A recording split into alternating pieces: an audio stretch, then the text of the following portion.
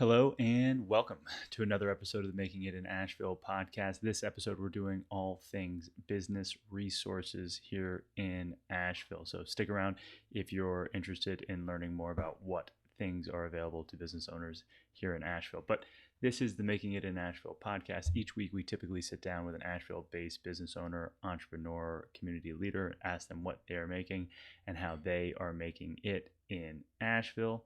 I'm your host, Tony Ubertaccio. And again, this week we're looking at all things business resources. So to take a step back, this is season 11 of the Making It in Asheville podcast, episode 131. This season we set out to ask for your participation. We wanted to know what you're thinking about and what thoughts you have. And so on our website, if you visit makingitinasheville.com, you can find season 11 or go to makingitinasheville.com/season 11. That's season 11. And you'll see the concept for this season. So we have a hotline that you can call into and let us know what you're thinking about. Or we have a questionnaire, a survey, a form where we ask you questions and you can ask us questions. And this episode is the result of one of those form fills. So we had someone reach out, relatively new to Asheville, thinking about starting a business, wanted to know what resources are available. And we got a little, might have went a little overboard on this. And so the intention of this episode is to list several, if not a meaningful portion of some of the resources available to Asheville-based business owners, and where possible, give some context. I haven't used all of these resources, but I'm aware of them. And they will all be linked on our website at makingitinasheville.com/131. You can also, visit the website and search for resources. So let's get into it. The first area we're going to pay attention to is what I'll call like networking and connections. And so obvious place to start when moving to a new city is going to be a Chamber of Commerce. I think the Asheville Chamber of Commerce does an exceptional job. I want to say in the years since we've lived here, they might have won best chamber in the country at least once. So Asheville Chamber of Commerce is a no-brainer. Venture Asheville is based out of the Asheville Chamber. The two of them combined are a great place to start for pretty much everything in Asheville. Outside of them, shout out to Making It in Asheville. We do our best to create opportunities for folks to get connected. And so each month we set out to have a Monday Maker Mixer. It's a great opportunity to connect with Asheville-based businesses. I'm going to add, I haven't written it down yet, but I'm going to add the YPA, Young Professional Association. If you haven't, if you're, aged appropriately, the YPA is a good fit. And then the AIGA, which has to do with art and design. One of our dear friends runs that group in Asheville. So lots of ways to get connected in Asheville if you're an outdoor-based business. Made by Mountains is a great, I want to say it's an offshoot, but somehow it's connected to, I want to say both Mountain BizWorks and the Asheville Chamber. Great initiative for outdoor-based businesses. Similarly, you have another organization called, let me thin this pen out. If you're not following along on YouTube, I'm just taking some live notes as we talk this through. But there's also the OBA, which is the Outdoor Business Alliance, which is a organization entirely for outdoor-based businesses and businesses that support outdoor-based businesses. So networking and connections, I think it's a really good place to start. And then when in doubt, you can always consider, meetup.com as a place to find connections. One of our friends, friend of the podcast, has a AI-based Asheville meetup group. There are tons of different communities that you can join and participate in Asheville once you arrive or once you're ready to, go harder on your business idea. The next area is going to be places/resources available for folks who are looking to build skills, improve skills, grow skills. And what stands out to me is that there are a lot of universities and small colleges in the Asheville area, and it seems to me that probably not enough people are really leveraging those resources. And so I have a bunch here that I've scraped from the internet, from AB Tech to Blue Ridge Community College to Western Carolina. I know that there are universities in Mars Hill and Marshall. So there are universities in Mars Hill that also have entrepreneurship organizations on campus. And so whether or not you end up learning from AB Tech and their continuing education center, or the Small Business and Technology Development Center, that is a resource here in WNC, there are a lot of places to get support. The one that has come up the most on the podcast so far is without a doubt Mountain BizWorks. So Mountain BizWorks has a number of courses. My wife has taken several of them. Past guests have taken tons of them, from business model writing, grant writing, all sorts of courses to help beginning and scaling entrepreneurs improve their business and improve their leadership. And so if there is one that I can say most people have talked about, it's Mountain BizWorks. The other thought is that with knowledge and skills, there's also slightly less traditional education. We've run workshops in the past that have helped businesses consider podcasting as a part of their sales and marketing strategy. There are a bunch of solutions like that. So when in doubt, if there's a skill that you're looking to learn specifically, you can reach out and I'd be glad to help kind of facilitate that connection, or point you to folks who have taught something like it in the past. But lots and lots and lots of places where you can continue education and or learn in support of growing your business. Similarly, there are lots and lots of resources available for money, and so for fundraising. And I'll break money. This is section 3 today. I'll break money into 3 main areas. One is going to be debt. 2 will be equity, and then 3 is grants. So in the debt space, which is loans, interest-bearing loans, there's a lot of solutions here in Asheville and then nationally as well. But the 2 that really kind of have stood out to me and show up the most in conversation is going to be Mountain BizWorks, who we just talked about, but Mountain BizWorks does a lot of debt funding for small businesses here in Asheville and around WNC.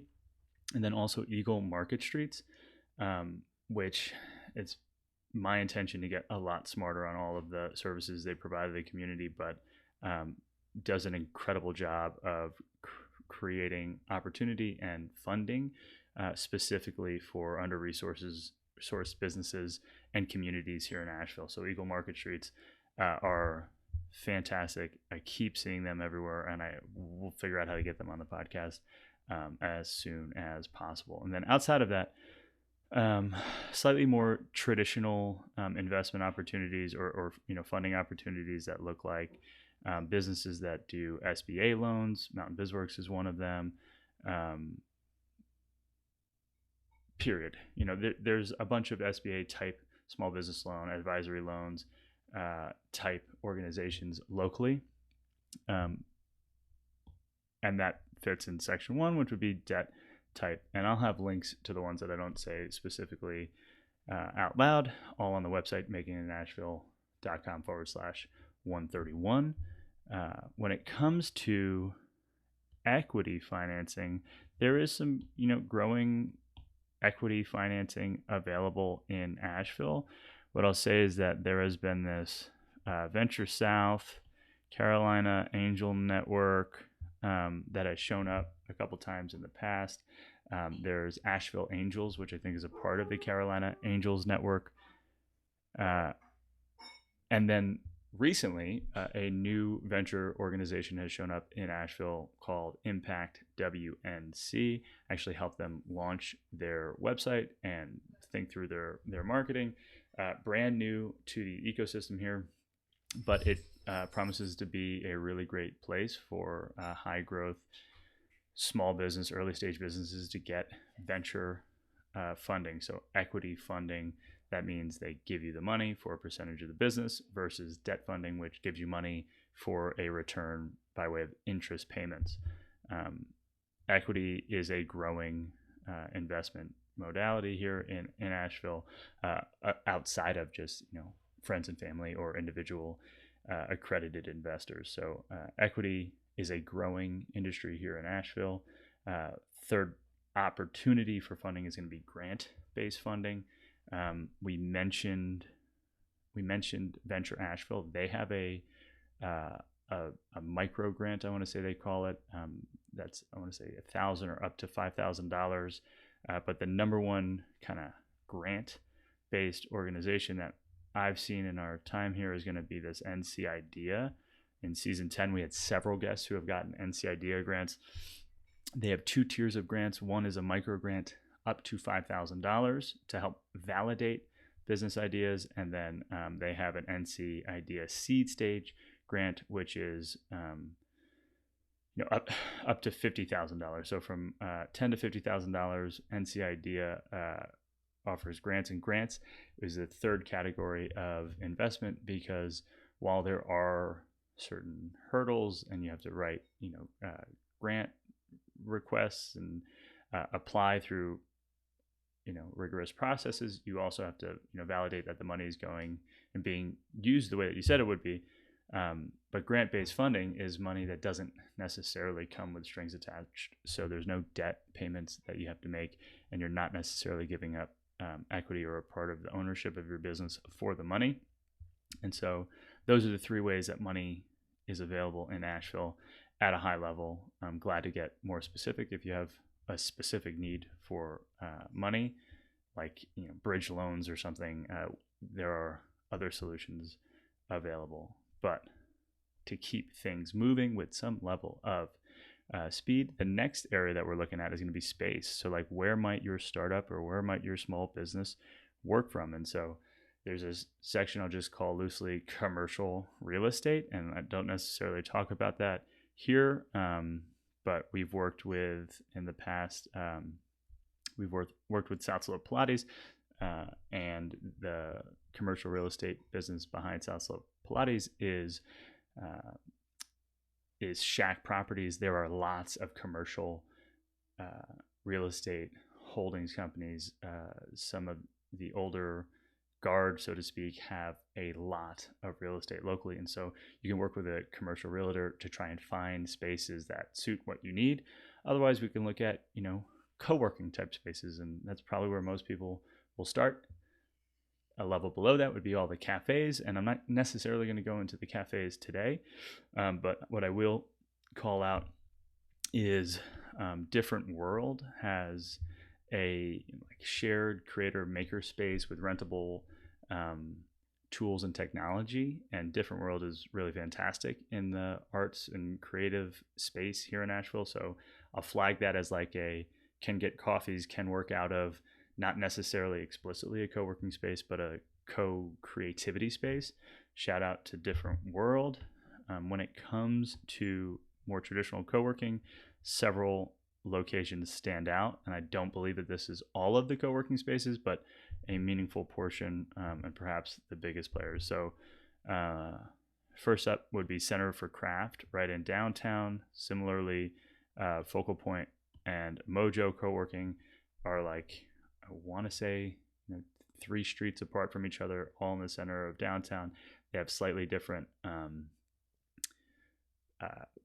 ideal customer types, but all similar enough. I'll loop in with them Hatch, which really has, in my opinion, become close to the center of the universe for things like small business and specifically startup type small businesses. Hatch is relatively tightly connected to Venture Asheville, which is a part of the Asheville-based chamber. They have a ton of programming at Hatch, but so do all of these slightly more traditional co-working spaces. there are three kind of call outs in the traditional co-working space, but also a little adjacent is this Asheville makerspace, which is slightly more focused on like physical goods creation. The Collider, which is slightly more focused on sustainability and impact focused business. And then last is Earnest, co-warehousing and co-working. Earnest was a sponsor of the podcast last season. Earnest is focused not just on co-working, which is a portion of their physical space, but also in providing warehousing space, modular warehousing space for their clients. And so in the space world in Asheville, there's a lot going on. Some of our guests have found locations out in Candler and out in Black Mountain that support their commercial needs and real estate needs. So there's a lot of solutions, from cafes to commercial real estate and proper leases. If you need help finding a place that makes sense, feel free to reach out. This is a high level. From there, we're going to get into an area that I haven't probably spent the least amount of time on so far here in Asheville, and that's in finding talent. And so I mentioned earlier that you have the ability to potentially find interns at these colleges and universities nearby, and I think it's a great place to start for talent. You have Western Carolina University, not far from here. You have UNCA, not far from here, or smack dab in town. Technically, you have Black Mountain, all these other bordering towns that have college students. Finding internships seems like a great place to find some forms of talent. Above that, you have employer services at UNCA. You have Venture Asheville, the Asheville Chamber, again, showing up with a job board.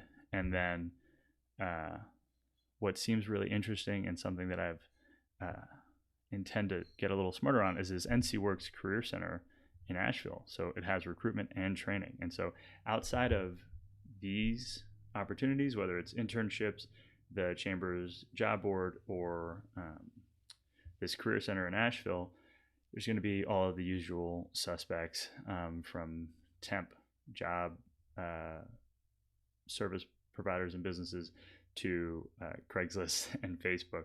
But depending on the talent, depending on the need, there are a lot of ways to help fill gaps in your business. If you let me know specifically what you're thinking about or in need of, I can help be more specific. But when it comes to talent, there are a number of solutions available, resources available to Asheville-based businesses. And then last is going to be on like support services. And so lots of lawyers, lots of accountants, lots of these supporting services here in Asheville. Without speaking to any of them directly or specifically, a couple resources that showed up as I did some homework on this was this NC Free Legal Answers, which is an online platform offering free legal advice in over 20 civil legal categories. And they connect individuals with volunteer lawyers. So that's interesting. That's a resource that I didn't actually know about until I looked it up. A ton of lawyers here in Asheville. And then the other resource that I found in doing the homework here is Startup NC Law Clinic, which provides free legal guidance on business-related issues to entrepreneurs, helping them navigate legal complexities. And so when it comes to what resources are available here in Asheville, I hope that the takeaway, if there is one from this overall kind of soliloquy here, is that Making It in Asheville aims to be a very real resource, a very active resource in your life. We want to create relationships that help us facilitate connection here in Asheville and answer the questions that you are most in need of having answers to. And so if we circle back to network and connections, Making It in Asheville is going to do monthly Monday Maker Mixer events. One of our targets for the future is leaning into masterminds, where we'll have the ability to make small groups for accountability, for increased effectiveness in starting businesses, growing businesses, being active participants in our community. And then something that we haven't touched yet, but are very excited about, are going to be thematic-based salons. And so we have done, these free networking events in the past, and there's a future where we get specific and we get very detailed, and we have community leaders participate in conversations and or teach in areas that the community has requested that we double click on. And so there are, again, tons of resources here, from networking to knowledge and skill development to funding and money to space, talent, and support. The goal with this episode was not to be 100% extensive. As I did research, I was actually surprised and impressed by just how many resources are available to the community. I wanted to start the conversation, and then if you have more specific requests, reach out. You can find me at Tony at makingitinasheville.com. If you have any questions you have ideas for the topics that we could talk about, please visit makingitinasheville.com/season11. Hop on the hotline or fill out the survey, and I will intend to answer your question or use your soundbite in an upcoming episode. Thank you.